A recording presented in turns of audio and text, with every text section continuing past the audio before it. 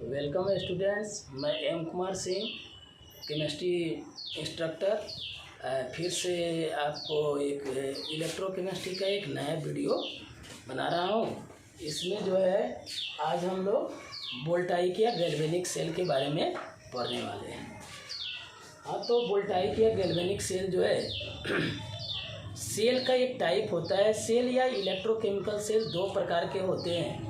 एक होता है वोल्टाइक या गैल्वेनिक सेल और दूसरा होता है इलेक्ट्रोलिटिक या इलेक्ट्रोलाइसिस सेल। तो वोल्टाइक सेल या गैल्वेनिक सेल का मतलब होता है कि इसमें delta G less than zero आएगा। Delta G less than zero. Delta G less than zero का मतलब गिव्स फ्री एनर्जी चेंज का मान लेस देन जीरो आएगा। और यह जीरो से कम कब होगा? स्पॉन्टेनियस प्रोसेस के लिए। Delta G less than zero का मतलब होता है स्पॉन्टेनियस प्रोसेस।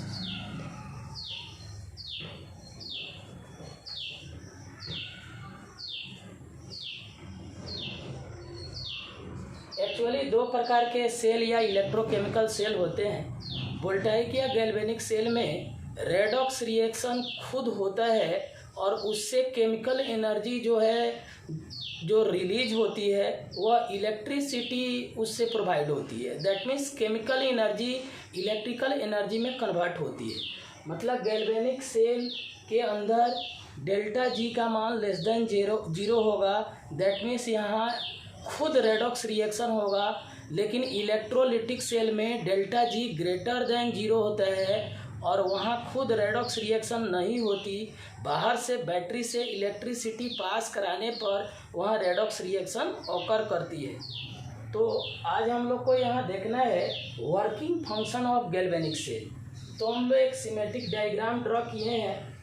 ये जो लेफ्ट बीकर जो होगा इसको हम लोग एनोड कंपार्टमेंट बोलते हैं और राइट बीकर को कैथोडिक कंपार्टमेंट या कैथोड कंपार्टमेंट बोलते हैं। ये जो लेफ्ट बीकर है इसमें जिंक का रॉड जिंक सल्फेट सॉल्यूशन में डूबा रहता है। ये बीकर का जो सॉल्यूशन होगा वह ZnSO4 का सॉल्यूशन होगा और जो राइट बीकर का जो सॉल्यूशन है वह कॉपर सल्फेट का सॉल्यूशन है। और दोनों का जो कंसेंट्रेशन होगा वह 1 मोलर लिया जाता है। तो पहले इस डायग्राम को ध्यान से देखें। लेफ्ट वाला जो रड है वह Zn का रड है और जो राइट वाला रड है वह कॉपर वाला रड है। अब लेफ्ट वाले रड का जो पोलैरिटी होगा वह नेगेटिव पोलैरिटी होगा और राइट वाले रड की पोलैरिटी पॉजिटिव पोलैरिटी होगी। बोलने का मतलब Zn की पोलैरिटी निगेटिव और कॉपर की पोलैरिटी पॉजिटिव। फिर से एक बार ध्यान से देखें। लेफ्ट बीकर में Zn का rod ZnSO4 that means zinc sulphate solution में डूबा है और राइट बीकर में कॉपर का रड कॉपर सल्फेट के सॉल्यूशन में डूबा है। और externally conducting wire metallic wire के द्वारा इसको जोड़ा गया है और वोल्ट मीटर लगाया गया है। वोल्ट मीटर का नीडल का deflection left to right side में हो रहा है। इससे पता चल रहा है कि जिंक के तरफ से इलेक्ट्रॉन पुश हो रहा है और कॉपर इलेक्ट्रॉन को रिसीव कर रहा है। ध्यान से देखें। पोलैरिटी जो है polarity basically due to charge density arise होती है। चार्ज डेंसिटी यहाँ जिंक की चार्ज डेंसिटी ज़्यादा होगी कॉपर से। ये चार्ज डेंसिटी कैसे पता चलता है? तो इलेक्ट्रोकेमिकल सीरीज का ऑर्डर याद रहना चाहिए। जिंक जो है कॉपर से काफ़ी ऊपर आता है इलेक्ट्रोकेमिकल सीरीज में। जिसकी रिएक्टिविटी ज़्यादा होगी उसकी चार्ज डेंसिटी ज़्यादा होगी और उसकी पोलैरिटी निगेटिव मानी जाएगी। तो जिंक की पोलैरिटी क्या होगी? निगेटिव और कॉपर की पोलैरिटी पॉजिटिव होगी।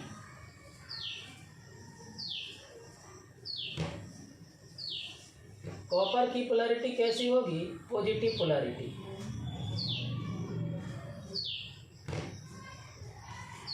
अब यहाँ समझना क्या है कि यह जो निगेटिव पोलैरिटी वाला है वह क्या है, एनोड है, और पॉजिटिव पोलैरिटी वाला जो है वह कैथोड है।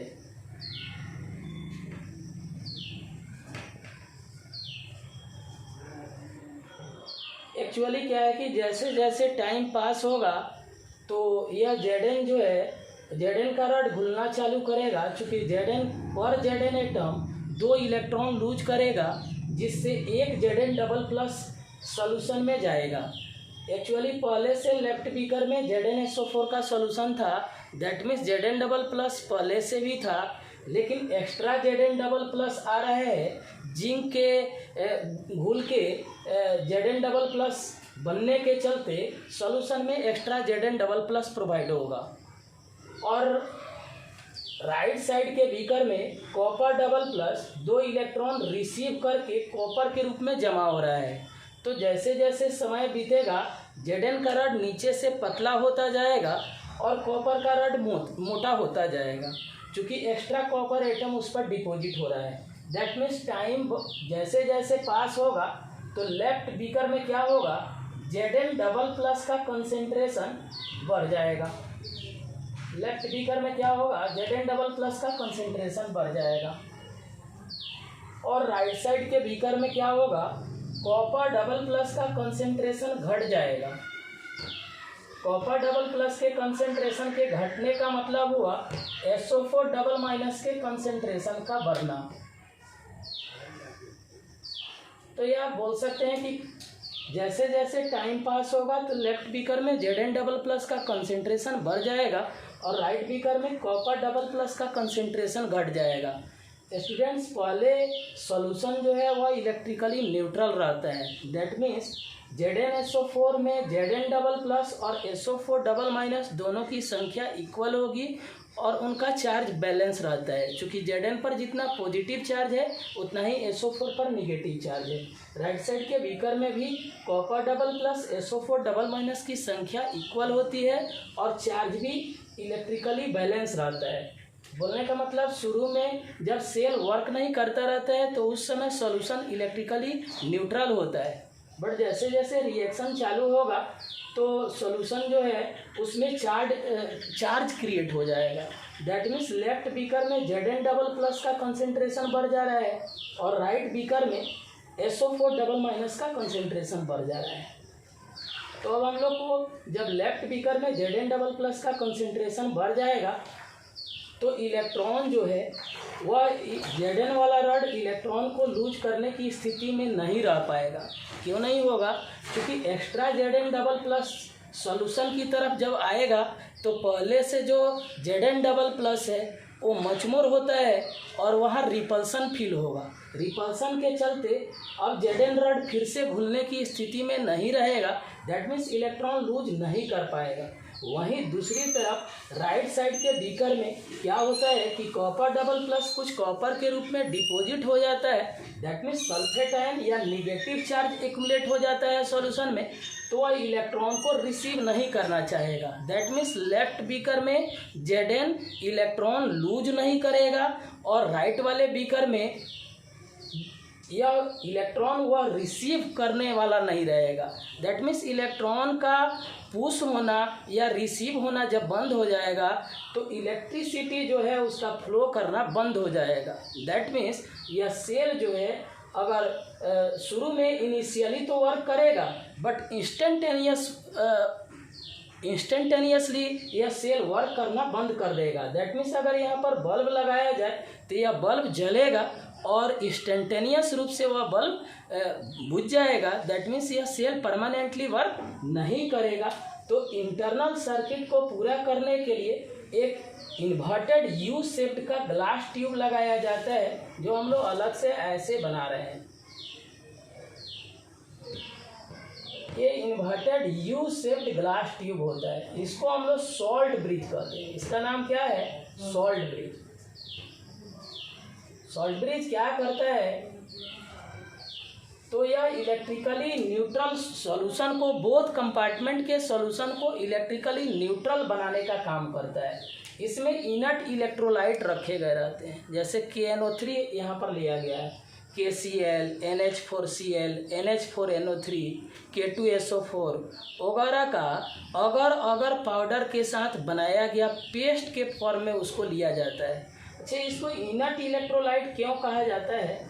उसका कारण है कि यह जो दोनों हाफ सेल सॉल्यूशन है, दैट मीन्स दोनों बीकर के जो सॉल्यूशन है उनके किसी आयन के साथ यह रिएक्ट नहीं करता, केवल चार्ज को बैलेंस करने का काम करता है। बोलने का मतलब लेफ्ट साइड में जो लेफ्ट बीकर है उसमें पॉजिटिव चार्ज एक्युमुलेट हो रहा है, तो KNO3 का NO3 माइनस वह निगेटिव आयन वाला आएगा लेफ्ट साइड के बीकर में, और राइट साइड में चूंकि निगेटिव चार्ज एक्युमुलेट हो रहा है तो वहाँ K+ आएगा, पॉजिटिव चार्ज आएगा चूंकि राइट साइड में निगेटिव चार्ज को न्यूट्रल करना रहता है, और लेफ्ट साइड में निगेटिव आयन आएगा चूंकि यहाँ पर पॉजिटिव चार्ज को न्यूट्रल करना रहता है। तो चार्ज न्यूट्रलिटी जब मेंटेन हो जाएगी तो यह सेल वर्क करना चालू कर देगा। दैट मीन्स इस सेल को वर्क करने के लिए सॉल्ट ब्रिज का इंटरनल सर्किट में पूरा करना जरूरी होता है। तो हम लोग इसको इरेज करते हैं।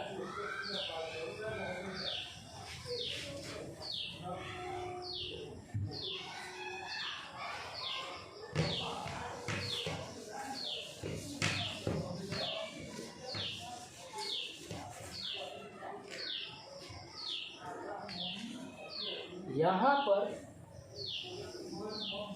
लेफ्ट बीकर या इसी को हम लोग एनोडिक कंपार्टमेंट कहते हैं। लेफ्ट बीकर या anodic compartment.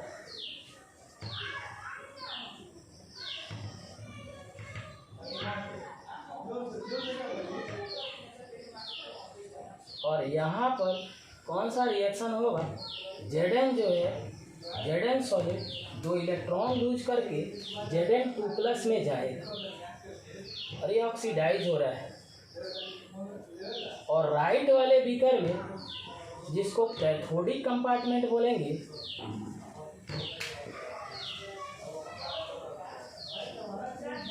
Cathodic compartment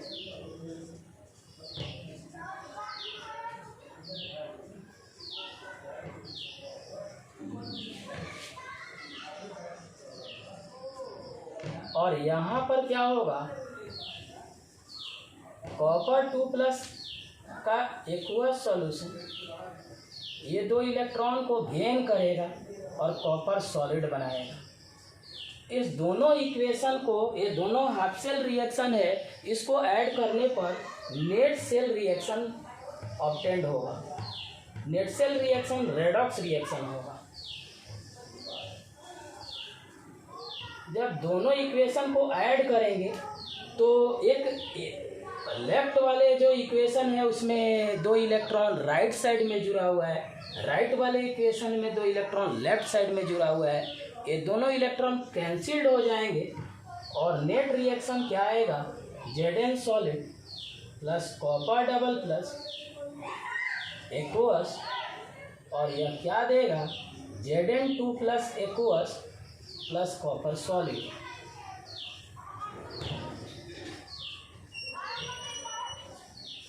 students, बहुत सारे लोग को ये डैनियल सेल और वोल्टाइक या गैल्वेनिक सेल में कंफ्यूजन है। एक्चुअली गैल्वेनिक सेल, सारे गैल्वेनिक सेल को हम लोग डैनियल सेल नहीं कह सकते।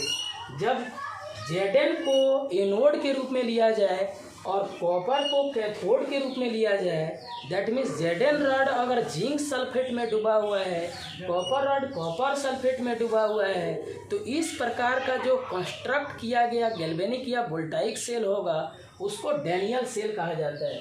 तो इस गैल्वेनिक सेल को हम लोग डैनियल सेल भी बोल सकते हैं, लेकिन एवरी गैल्वेनिक सेल को डैनियल सेल नहीं कहा जा सकता। जैसे अगर हम लेफ्ट में कॉपर रॉड को कॉपर सल्फेट में डुबाए रहते और सिल्वर रॉड को राइट साइड में सिल्वर नाइट्रेट के सॉल्यूशन में डुबाए रहते, तो एक कंप्लीट वोल्टाइक या गैल्वेनिक सेल प्रोपोज तो हो जाता, लेकिन उसको हम लोग डैनियल सेल नहीं बोलते। ये आपको ध्यान में रखना है कि डैनियल सेल उस गैल्वेनिक सेल को कहा जाएगा जिसमें जिंक जो है वो एनोड का काम कर रहा हो और कॉपर कैथोड का काम कर रहा हो, और जिंक को जिंक सल्फेट के सॉल्यूशन में डूबा रहना चाहिए, कॉपर को कॉपर सल्फेट के सॉल्यूशन में डूबा रहना चाहिए।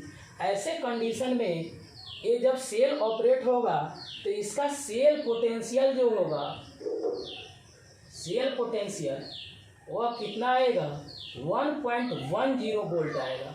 ये हम लोग आगे के लेक्चर में देखेंगे कि ई नॉट सेल बराबर E naught oxidation plus E naught reduction होता है, और चूँकि Zn डबल प्लस जो है वो उसको रिड्यूस करके Zn में ले जाएंगे तो उसके लिए SRP का वैल्यू -0.76 वोल्ट होता है, और कॉपर डबल प्लस से कॉपर में रिड्यूस होने का SRP वैल्यू 0.34 वोल्ट होता है। तो दोनों को हम लोग अगर ऐड करेंगे ऑक्सीडेशन पोटेंशियल और रिडक्शन पोटेंशियल तो फिर यह 1.10 वोल्ट आ जाएगा। अब चूँकि थोड़ा हम लोग सॉल्ट ब्रिज के बारे में एक बार पूरा आइडिया ले लेते हैं कि सॉल्ट ब्रिज होता क्या है।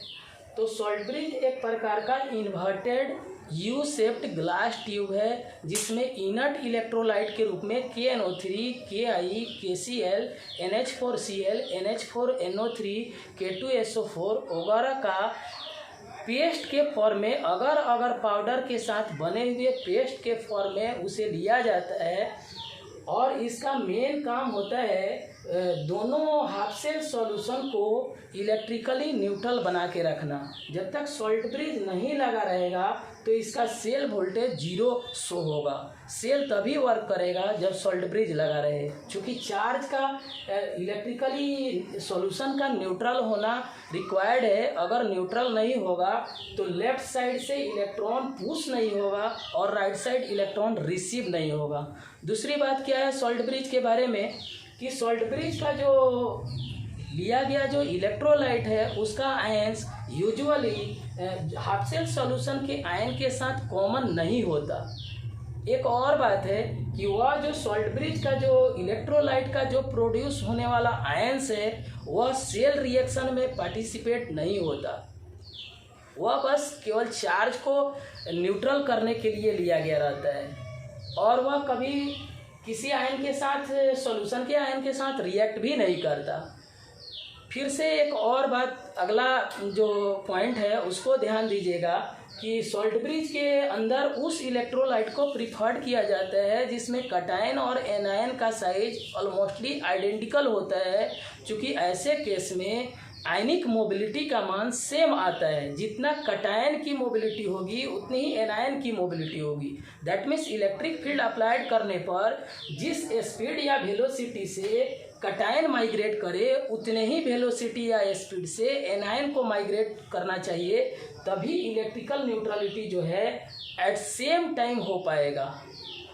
एक अदर पॉइंट क्या है कि हम लोग को ये ध्यान देना है कि Cl- प्रोड्यूस करने वाले किसी इलेक्ट्रोलाइट को जैसे KCl वगैरह को हम लोग सॉल्ट ब्रिज में उस स्थिति में नहीं लेते जब Ag plus Pb double plus Hg2 double plus या थैलियम आयन वगैरह अगर हाफ सेल सॉल्यूशन में प्रेजेंट हो तो Cl- के द्वारा एक कंबाइन होके प्रेसिपिटेट के रूप में सॉल्ट ब्रिज के आर्म के माउथ पर जमा हो जाते हैं, जो आयन के प्रॉपर एक्सचेंज को प्रिवेंट करते हैं। सॉल्ट ब्रिज से होकर आयन का एक्सचेंज होता है, सॉल्ट ब्रिज से होकर सॉल्यूशन का माइग्रेशन नहीं होता, उसका मैकेनिकल मिक्सिंग जो है प्रिवेंटेड होता है सॉल्यूशन का।